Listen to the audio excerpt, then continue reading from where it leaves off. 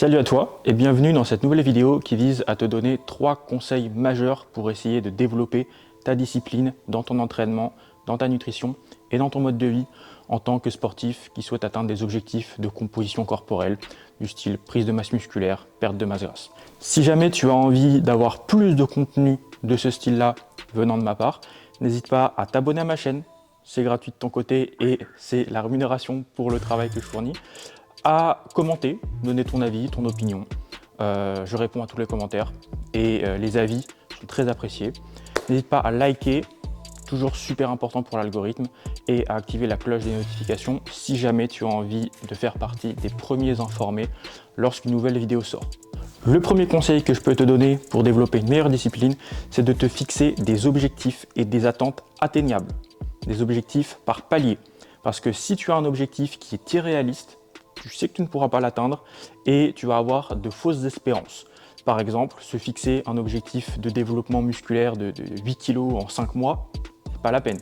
Se fixer une perte de 10 kg en 3 semaines, c'est pas la peine. Donc il faut être prêt justement à se fixer des objectifs réalistes, même si ça prend un petit peu plus de temps que prévu, mais tu sais que ces objectifs seront atteignables. Et donc, ça permet de développer une meilleure discipline, une meilleure rigueur, parce que tu sais que les actions quotidiennes que tu mettras en place permettront d'atteindre chacun de ces paliers et d'atteindre l'objectif que tu t'es fixé. Le deuxième conseil que je peux te donner pour développer une meilleure discipline, c'est d'apprécier le processus, d'avoir un esprit focalisé sur les actions journalières et d'apprécier ce processus. C'est pour ça que le principe d'adhésion dans un plan d'entraînement, dans un plan nutritionnel, est super important. Parce que sans apprécier ce que tu fais, sans adhésion, tu vas lâcher au bout de 2 semaines, 3 semaines. Et tu ne pourras pas atteindre ton objectif de long terme. Donc au lieu d'avoir l'esprit focalisé sur l'objectif que tu t'es fixé, essaie d'avoir l'esprit focalisé sur le processus. Et ce processus doit être plaisant et doit être tenable.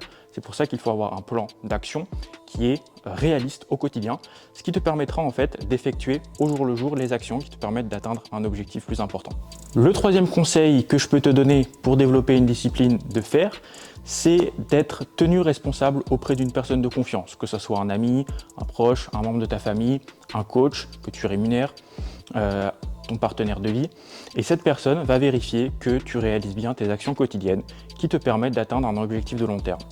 Ça peut passer par plusieurs formes, voilà, le fait de remplir des données dans un fichier, le fait de remplir un carnet, le fait de remplir un journal sur ce que tu réalises justement pour aller petit à petit vers ces objectifs. Donc le fait de rendre des comptes, le fait d'être tenu responsable de ses actions ou de ses inactions permet de développer une meilleure discipline parce qu'on est focalisé sur ce que l'on doit faire et sur ce que l'on doit rendre à la personne qui nous suit.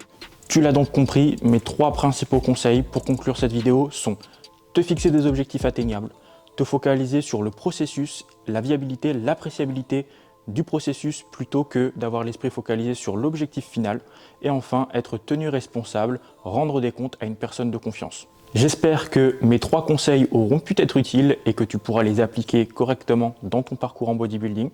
Si jamais tu as apprécié la vidéo, tu sais déjà ce qu'il faut faire.